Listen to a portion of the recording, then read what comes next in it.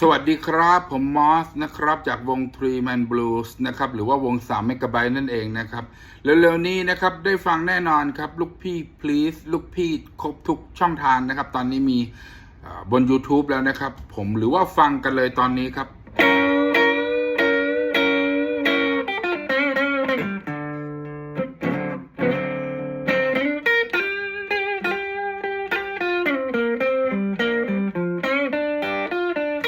โอ้ลูกพี่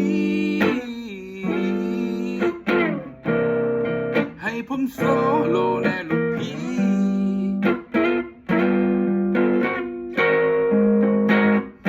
เฮ้ยลูกพี่ให้ผมโซโล่แน่ลูกพี่